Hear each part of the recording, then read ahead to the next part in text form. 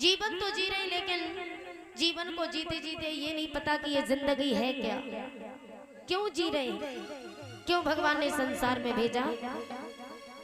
चले जा रहे हैं, चले जा रहे हैं, पर कुछ पता नहीं हम कहाँ जा रहे हैं। जिए जा रहे हैं, जिए जा रहे हैं, पर कुछ पता नहीं हम क्यों जिए जा रहे हैं। जिंदगी ने जिंदगी से पूछा कि ऐ जिंदगी बताइए क्या है जिंदगी। कि जिंदगी ने जिंदगी से पूछा कि ऐ जिंदगी बताइए क्या है जिंदगी। और जिंदगी को जीकर भी न समझ पाए कि क्या है ये जिंदगी। कष्ट क्या है, जन्म क्या, मृत्यु क्या, क्या कथा है जिंदगी। कष्ट क्या, आनंद क्या, सुख है या व्यथा है जिंदगी। काव्य के इम्तिहान में कुछ ढूंढती है जिंदगी, और प्रेम की भीगी महक को चाहती है जिंदगी। मुश्किलों की राह में क्यों चीखती है जिंदगी, और शुभ अशुभ के फेर में क्यों दीखती है जिंदगी। क्यों अनजाने सफर को जी रही है जिंदगी, क्यों राह में दुख दर्द का विष पी रही है जिंदगी। कल्पनाओं के नगर में क्यों रमी है जिंदगी, और व्यर्थ की संवेदना में क्यों जमी है जिंदगी। क्रोध में, आक्रोश में पावक उगलती जिंदगी, और दूसरों के साथ में खुद भी सुलगती जिंदगी। प्यार में पागल हो क्यों भटकती जिंदगी। वेदना, पीड़ा, गरल क्या क्या निकलती है जिंदगी। इस लाइन में लिखा है कि प्यार में पागल हो, प्यार में पागल हो क्यों भटकती जिंदगी।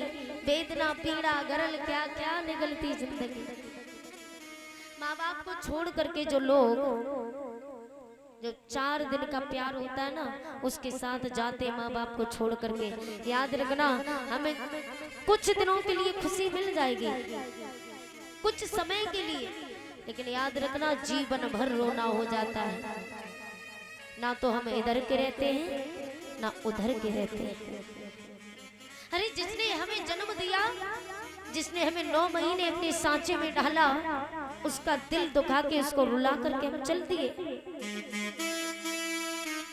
सोचिए इस दुनिया में हमारी माँ की कितनी इज्जत थी।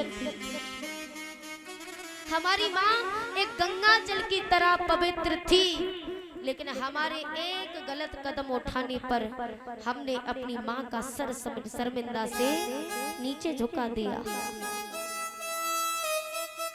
ऐसा कदम उठाने पर माँ जब गली में गुजर के जाती है ना, लोगों से सर नीचे झुका करके जाना पड़ता है। तो ऐसे काम क्यों करो जिससे हमारा माता पिता का सर नीचे शर्म से झुक जाए। काम करना है तो ऐसा करो जो गर्व से माता पिता सर उठा करके जिए, तो माँ बाप को तुम पर गर्व होगा। हाँ, मैंने अपनी कोख से जन्म दिया तो पुत्र को दिया, कुपुत्र को नहीं। पुत्री को दिया, कुपुत्री को नहीं। ऐसा काम कीजिए।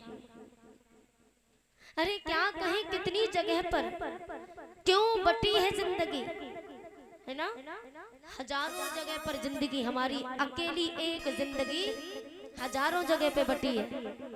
माता पिता को भी देखना, माँ बाप की सुने तो बहू के बेकार, और बहू की सुने तो माँ बाप के बेकार। संतान को देखना, भाई बहन सबको संभालना, तमाम जगह पर हमारी अकेली एक जिंदगी बटी हुई है। तो क्यों, अरे क्या कहें, कितनी जगह पर क्यों बटी है जिंदगी, और खून के संबंध से ही क्यों कटी है जिंदगी। ये बेफजूलों के जो रिश्ते हैं ना, उनको गले से लगाते फिरते हैं, और जो अपने खुद के खून के रिश्ते जिन्होंने हमें जन्म दिया, उनसे हम कट करके चलते हैं। क्या जीवन है भैया।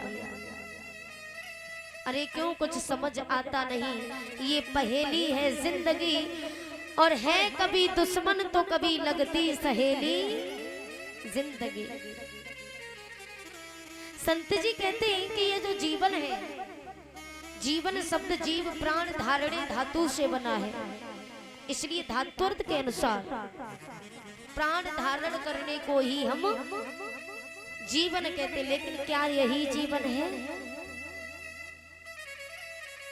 जन्म से पहले की और मृत्यु, जन्म के बाद और मृत्यु से पहले के बीच की अवस्था को हम जीवन कहते हैं। लेकिन ये जीवन नहीं है प्यारे, हमारा जीवन तो कुछ अलग ही है। भगवान ने हमें बुद्धि दी, बल दिया, शक्ति दी, विवेक दिया, विकास दिया, न जाने क्या क्या दिया है। हम कितना सुख तो जीवन में किसी को होना ही नहीं चाहिए, लेकिन फिर भी हम तो रोते फिरते भगवान से कहते प्रभु अब हमें उठा लो।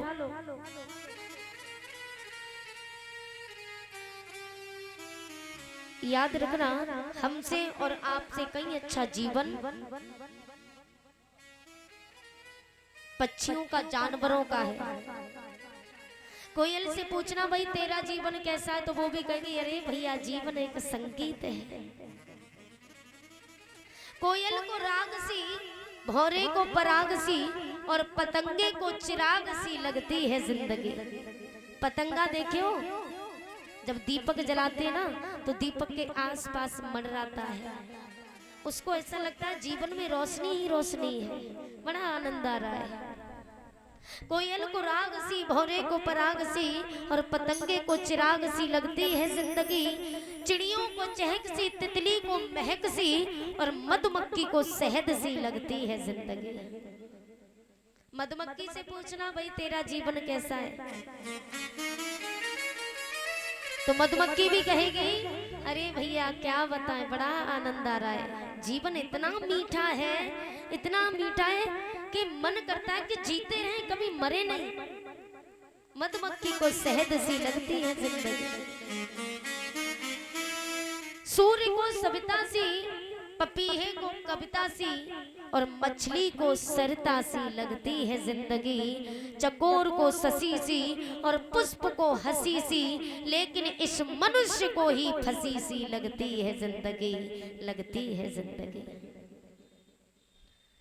जाकर के पुष्प से पूछना, खिला हुआ पुष्प होगा, वो कहेगा तेरा जीवन कैसा। रे भैया जीवन में हंसना ही तो है, हंसते रहो।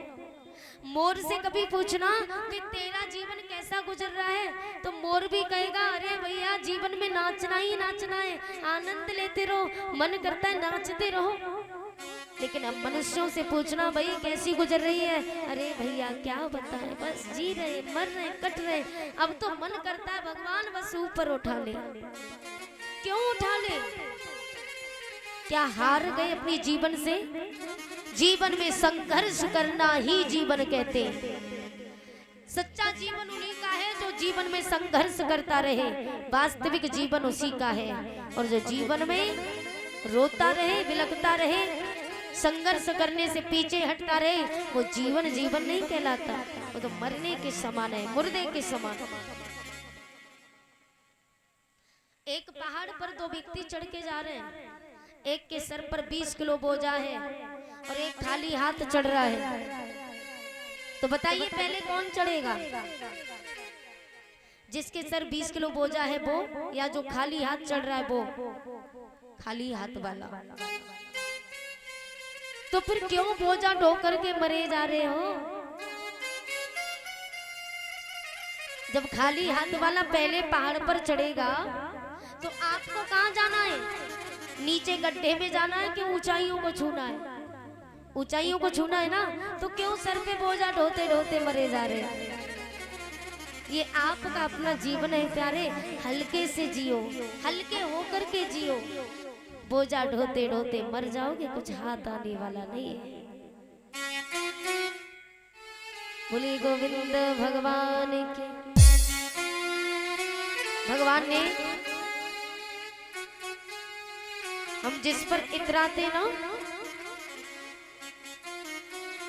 घमंड करते, इतराते, तो याद रखना जिस दिन हमारे अंदर घमंड आ जाए, जिस दिन हमारे अंदर अहंकार आ जाए तो उस दिन समझ लेना, उस दिन जाकर के बुजुर्गों के गालों पर पड़ी हुई झुर्रियों को देख लेना। जिस दिन आपके अंदर घमंड आ जाए उस दिन जाकर के बुजुर्गों के चेहरे पर पड़ी हुई झुर्रियों को देख लेना। आपको समझ में आ जाएगा कि जिस ये आज हम घमंड कर रहे हैं ना, कल हमारी अवस्था भी ऐसी ही होने वाली है। प्रभु का नूर जो देखे, कि प्रभु का नूर जो देखे वही इंसान होता है। जो भरता पेट है केवल वो तो हैवान होता है। जानता है कि मौत एक दिन मुंह के बल गिराएगी, न जाने फिर भी क्यों इंसान को अभिमान होता है। जिस दिन घमंड अपने सर से तू उतार देगा, उस दिन विधाता तुझे अनमोल प्यार देगा। उसके सिवाय जग में दाता ना और कोई, और जो देने पर उतर आए तो बेशुमार देगा। जिस दिन तू घमंड अपने सर से उतार देगा।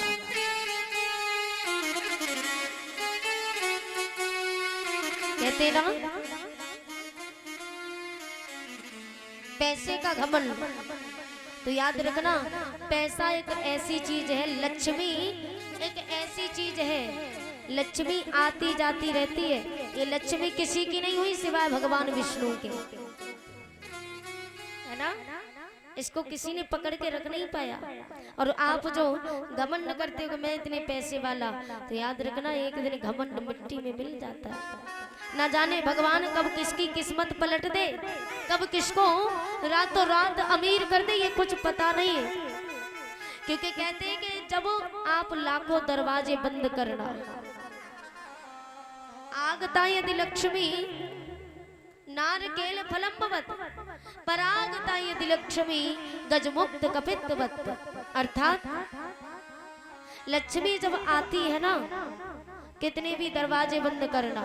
आगता यदि लक्ष्मी, जब लक्ष्मी आती है नारकेल फलम्बवत, इसका मतलब क्या हुआ? नारकेल फलम्बवत, जो नारियल का फल होता है ना, देखा है नारियल का फल जिसके ऊपर कितनी सारी जटा, उसके बाद भी पत्थर जैसी दीवार, और पत्थर जैसी दीवार के अंदर भी विधाता ने पानी भर दिया, जिसमें एक भी छिद्र नहीं है। विधाता ने उसके अंदर पानी भर दिया, एकदम बिल्कुल साफ। तो कहने का भाव ये कि जब लक्ष्मी आती है, कितने भी दरवाजे नारियल की तरह बंद करना, उसको आना है तो आना है। परागता यदि लक्ष्मी गजमुक्त कपित्वत, माने लक्ष्मी जब जाती है तो जो कैत का फल होता है ना, कैत का फल, गज मुक्त कपित्वत, गज माने हाथी, कपित्व माने कैत का फल। हाथी जब कैत के फल को खाता है ना, देखने में गेंद की तरह होता, गेंद का आकार, पत्थर जैसा कठोर होता है। हाथी जब उसको खाता है ना, तो बगैर चबाए बिगर फोड़े बिल्कुल साबित निकल जाता है, बिगल टूटा फटा हुआ साबित निकल जाएगा। और जब उसे मल के रूप में, जब उसे मल के रूप में जब बाहर निकालता ना हाथी, तो कैत का फल बिल्कुल साबित ही निकलता है। जब उसे फोड़ के आप देखोगे तो उसके अंदर का गूदा सब गायब हो जाएगा। इसलिए लक्ष्मी जब जाती है ना, तो दरवाजे कितने भी बंद करना, वो अंदर ही अंदर गायब हो जाएगी। बोलो गोविंद भगवान की। इसलिए प्यारे कभी अहंकार मत करना, घमंड मत करना, क्योंकि घमंड तो रावण का भी नहीं रहा। घमंड में तीनों गए, कौन तीनों? कि घमंड में तीनों गए, बल बुद्धि और वंश। घमंड में तीनों गए, कि घमंड में तीनों गए, बल बुद्धि और वंश। ना मानो तो देख लो रावण कौरव कंस। इन तीनों का क्या हुआ? कौरवों का, रावण का, कंस का विनाश हो गया, क्योंकि इन्होंने घमंड किया अपनी ताकत का, अपने बल का। तीनों का विनाश हो गया। तो जब बड़े बड़े ज्ञानी, बड़े बड़े योद्धा, बड़े बड़े बलवान नहीं बचे, हम तो मामूली से इंसान हैं। क्या रे, मौत एक दिन मुंह के बल गिराएगी, इसलिए अहंकार कभी नहीं करना चाहिए। बोलिए गोविंद भगवान की।